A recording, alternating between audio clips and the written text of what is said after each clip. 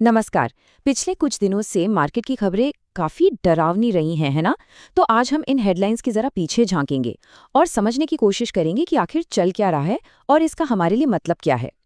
12 लाख करोड़ रुपए। सोचिए जरा, ये सिर्फ एक नंबर नहीं है। ये वो रकम है जो इंडियन इन्वेस्टर्स की वेल्थ से सिर्फ एक ही दिन में साफ हो गई। मतलब ये मार्केट में आए एक बहुत बड़े झटके का सीधा सीधा सबूत है। और इतना बड़ा झटका लगने के बाद जाहिर है सबके मन में एक ही सवाल घूम रहा है, क्या इतिहास फिर से दोहराया जाने वाला है? क्या 2008 जैसा एक और बड़ा फाइनेंशियल क्राइसिस हमारे दरवाजे पर खड़ा है? तो चलिए थोड़ा गहराई में उतरते हैं। समझते हैं कि आखिर वो कौन सी ताकतें हैं जो मार्केट को इतना जोर से हिला रही हैं।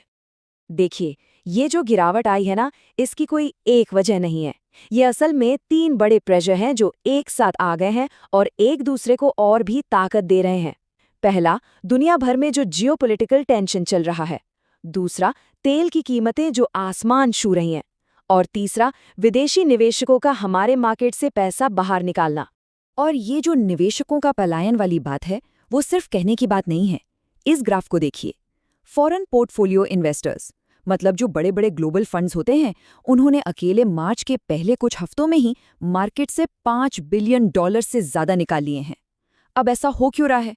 क्योंकि अमेरिका जैसी जगहों पर इंटरेस्ट रेट बढ़ रहे हैं, तो वो अपना पैसा वहां लगा रहे हैं जहां उन्हें ज्यादा सेफ रिटर्न मिले। और जब इतना सारा पैसा मार्केट से एकदम से बाहर जाता है, तो गिरावट तो आनी ही है। अब आते हैं तेल की कीमतों पर। ये सिर्फ एक हेडलाइन नहीं है, इसका सीधा असर हम सब पर पड़ता है। आरबीआई के रिसर्चर्स की एक रिपोर्ट है जो कहती है कि अगर क्रूड ऑयल सिर्फ $10 भी महंगा होता है, तो हमारी रोज की महंगाई आधे% तक बढ़ सकती है। सिंपल है, जब ट्रांसपोर्ट और प्रोडक्शन महंगा होगा तो हर चीज का दाम बढ़ेगा और इससे पूरी इकोनॉमी पर प्रेशर आता है।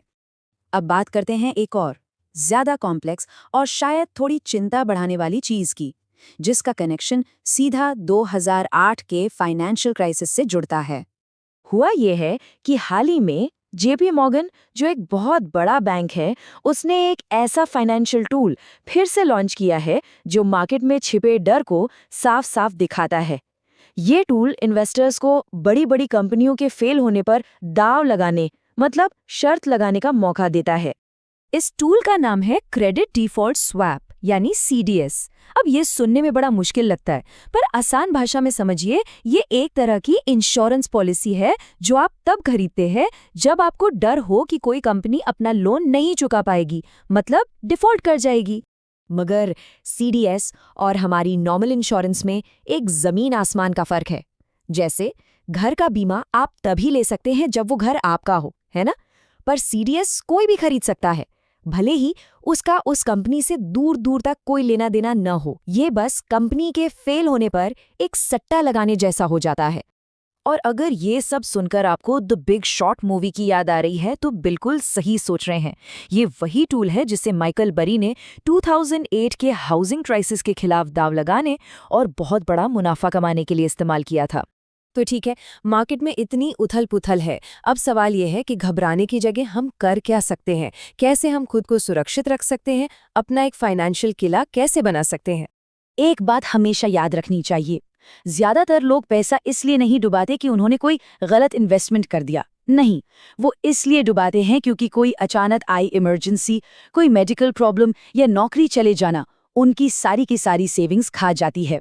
इसीलिए इन्वेस्टमेंट के बारे में सोचने से भी पहले ये तीन पिलर्स अपनी फाइनेंशियल लाइफ में खड़े करना बहुत जरूरी है। पहला, एक अच्छा हेल्थ इंश्योरेंस, ताकि कोई बीमारी आपकी सारी बचत ना ले जाए। दूसरा, एक टर्म प्लान लाइफ इंश्योरेंस, सिर्फ टर्म प्लान जो आपको सिर्फ प्रोटेक्शन दे, कोई इन्वेस्टमेंट नहीं, ताकि आपके बाद भी परिवार सेफ रहे। और तीसरा, एक इमरजेंसी फंड जिसमें कम से कम 6 महीने के जरूरी खर्चों जितना पैसा हो। अच्छा, तो ये इमरजेंसी फंड रखना कहाँ है?